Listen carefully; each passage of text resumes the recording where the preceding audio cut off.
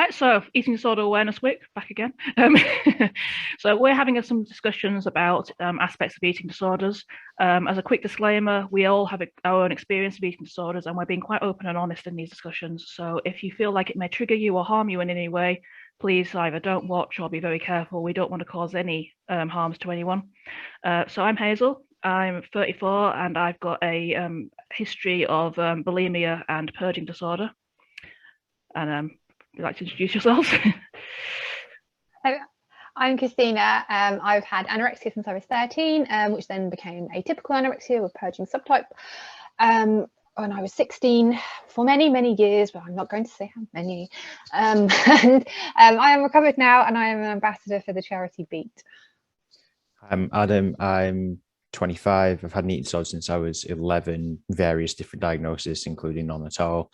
But I've definitely had an eating disorder all that time. I'm currently in a sort of stable-ish recovery phase and working with people to try and raise awareness and help improve the experiences of people who are suffering. So in this little section, we're going to be talking about accessing services and gatekeeping and the lack of funding to services and all that sort of stuff from our own personal experiences. So yeah, who wants to start on this one? Is a big topic. I'll try and keep it brief, but it'll be difficult. So I've lived in 3 different local authority areas since I've had my eating disorder, and in all 3 I've been declined from services. Not because I don't have an eating disorder, even though some of them tried to say I didn't have one just to send me away. But so the first one was up in the northwest, and this is something I'm going to be working with the service when I move back there soon, is because they'd never had a man in their service, they couldn't fit me into a funding bracket. Because funding was so limited, I ended up having 6 months of nothing and then being discharged basically just as unwell as when I came into them. This was just after I'd been hospitalized. Before I was hospitalized, there was so many times where my parents would take me to the doctors, take me to psychologists. A CAMS psychologist told me I didn't have an eating disorder after 2 minutes of seeing me. There was other parents were going to my mum, making her feel awfully guilty, saying, "Your son's losing so much weight. Why? What are you doing about it?" And she's like, "I can't do anything. I'm taking him to the doctors. I'm trying. He's reaching out for help, but nothing's coming." And my mum still lives with that guilt today, because of what services did. And then services go in and saying, well, something must have gone wrong when you were younger to me, with my mum sitting next to me. Bearing in mind, my family is the only reason I'm still alive today, right? Literally the only reason. I wouldn't be here without them, and they have done everything for me. And nothing, we all know it's not nearly always not the family's fault, right? And they're a vital part of the recovery. I'm not saying always, because sometimes it is a problem, but for my mum to feel that level of guilt is horrible, because every time I blog, she reads them, and I know how much it upsets her, and it kills me to do it. At times I've almost doubted whether I should be raising awareness, because I know how much it affects my parents, but I know it's the right thing to do. But it's horrible that stigma and that lack of being able to access services, it doesn't just affect me, it affects the families as well. And I think that's something that's so often missed. The 2 other areas I've lived in have both told me that my BMI is not low enough to have any support. The area I'm currently in and moving away from soon has 1 eating disorder therapist for a population of 500,000 people. 1 therapist, and that's it. Wow. So even when I was told that I could access support, they told me that it would not happen for, probably at least 5 or 10 years with the current staffing levels. Let's put it that way. And then people are forced into, I've heard of people remortgaging their houses to try and get private support for their loved ones. And that's where we're at in this country at the moment with services, is they're so chronically underfunded that people are either going into financial ruin, or they are putting themselves in physical and emotional danger because they cannot access the support that they need. And it is absolutely disgusting, in my opinion. Yeah, I'd that. I spoke in a previous video about my most favoured letter, which I have burned, from Norfolk Eating Disorder Services. I've lived in 2 different health authorities, and yeah, the disparity of treatment's been shocking, really. I had amazing treatment in CAMS. CAMS was really good. When I became an adult, CAMS dropped me like a cold stone, and I moved to Leeds. And again, I will never be able to fault the eating disorder services in Leeds. They're absolutely fantastic West Yorkshire services. And you know, I went from being very, very ill to being in an inpatient unit very, very quickly. But it was when I realised that I needed my family around me to cope and wanted to move back to Norfolk. You know, I like I said, I wrote a letter, or my mum or I wrote a letter, and we said, look, I really desperately need, I'm having a massive relapse. I've lost enough weight that it's a problem, won't say how much, and I'm engaging very, very dangerous behaviours, and anyone who knows anything about purging disorders will know that the more often you're being sick, the more potassium damage you're doing to your body and risk of a heart attack that you are.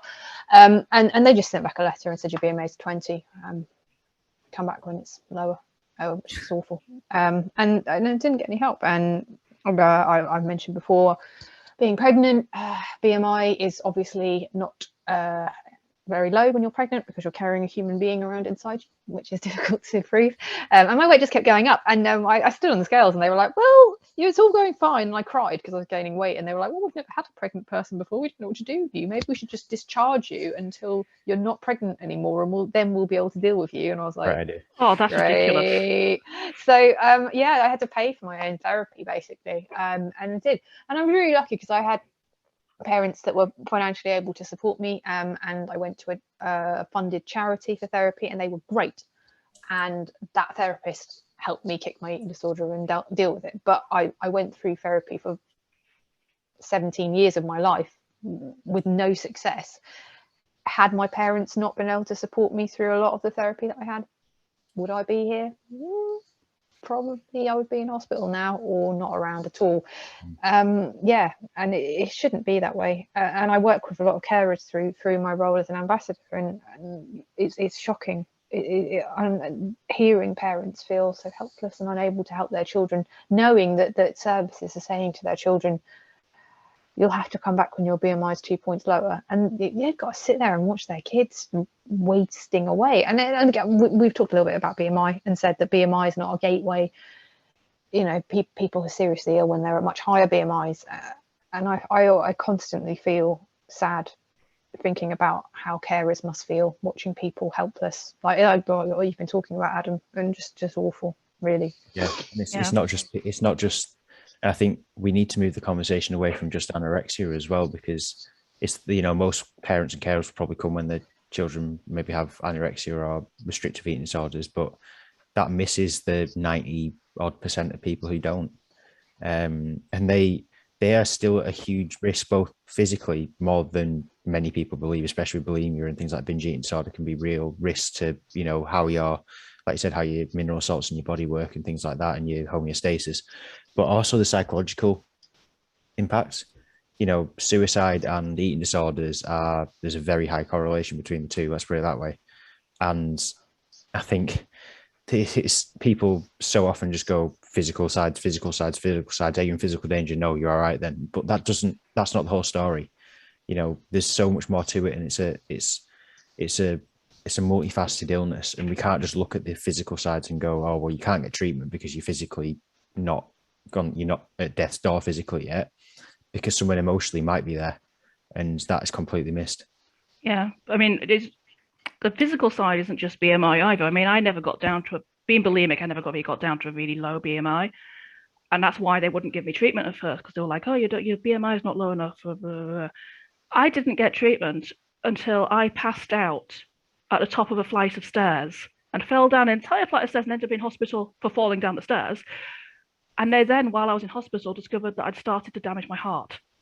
That is when I finally managed to get treatment for my bulimia. And that's just because I had been asking, I'd been begging, I'd been in tears in front of the GP, and they were just like, your BMI is not low enough, we can't do anything. And they used to give me those like pictures of the healthy eat plate thing. And it's like, I know how to eat healthily, I just can't do it. I think I do my best meme face, so I always do that, and people tell me about that horrible experience. And I mean, there's when we're not going to solve the problem overnight. When No. us talking here isn't going to solve anything really, other than raise awareness that it's an absolute pile of trash. And it's not the fault of the people working in the services, because a lot of them are amazing people, as you know, we all know. And the services themselves are often very amazing. Some of them are awful, but some of them are amazing. But it's the way that they're funded or not funded, and the way that they just can't cope with the demand of people. And it goes back to the conversation about BMI and everything as well. But if they didn't use BMI as a criteria to basically discriminate against people getting treatment, they'd have to use something else, because they haven't got enough people to support everyone. And that's where we're at. And that's where we're at. And I think BMI is a really easy scapegoat to use, but they've got to use something, because they haven't got enough people. They can't support everyone, and they've got to try and see who's at most risk of dying immediately to treat. And it sounds awful, but that's how it is at the moment. Yeah. And you know, the only way that this is going to get solved is by funding the services properly. And by revolutionizing both early intervention, community care, but also proactive messaging, and removing the rubbish like we were talking about before about schools, workplaces, wider society, and how we talk about body image, how we look, what we eat, what we do, and how we feel about ourselves. Until we get rid of sort of oppressive culture, I don't think we're ever going to really be free of the problem.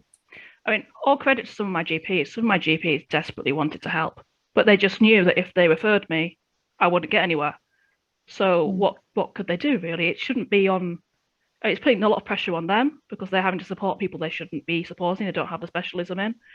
And it's just, yeah, you're right. A lot of it is the societal issues, the funding issues. We're not going to solve this.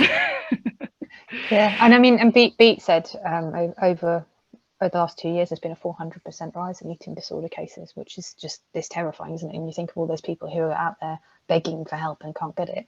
I'm always really struck by a campaign. I can't remember how many years ago they did, but it's always stuck in my head that they said you wouldn't tell someone with cancer to come back when it had got worse. You know, you'd start treating it then and there. And it's just so sad that eating disorders services are in a position where they are having to basically send people away and say, come back when you're dying. And it's just horrendous. I really feel for people in eating disorder services who are having to deliver that message. It must be incredibly difficult for them. Yeah, completely agree. And it's causing lifelong damage to people and their loved ones as well. And you know, we talked a lot before about children and their families, but it's also adults and their loved ones and people who are caring for them as well. You know, eating disorders are not just a childhood illness. People's eating disorders may develop in adulthood. They may carry on into adulthood as well. And, you know, their loved ones, their partners, even maybe their children are worrying about them and feel absolutely powerless, because adult services are in an even worse place than childhood services often, which is pretty scary. But that's how it is, sadly. We could end on a positive note, though. Yeah, I was just thinking that. There are things out there. There is help. Really, really great things, like how we all know each other. We met through an eating disorder community on Twitter, and then you do have to be very careful with social media. You know, social media can be a very dangerous place, but there is an incredibly warm and positive recovery community out there as well, which we're all a part of. And there's Rachel's incredible ED recovery chat, which is on the last Friday of every month. And no, I think that's a lifeline for a lot of people while they're waiting for services, that there is this warm, supportive community out there and please do look for it. Please do look for us. We're all very nice. And if you are struggling, reach out, look at us on Twitter and Instagram, because we are there, and we want to help people on their recovery journeys. Absolutely. And there's also some really good charities who are doing a lot of work at trying to pick up the pieces, where services are unfortunately not able to cope at the moment. You've got things like First Steps, got some amazing people there and they offer therapy and treat and sort of some limited, admittedly, treatment options at affordable prices for people who maybe can't go the full hog with private therapy. Beat do some really good support groups as well, for not just people who are struggling, but also loved ones too. Feast are really good for parents and loved ones of sufferers. And there's also one for early intervention, sort of free from ED. I know that's a sort of a more early intervention sort of thing, but do check them out as well, because their sort of programs can be proven to be really, really sort of revolutionary in the the form of early intervention, how to try and get people who have maybe not been suffering for too long to try and help prevent their symptoms worsening. Yeah, and that was a lot of list. If you don't remember all of those, I will put them in the little information box under the video that I can't remember the name of right now.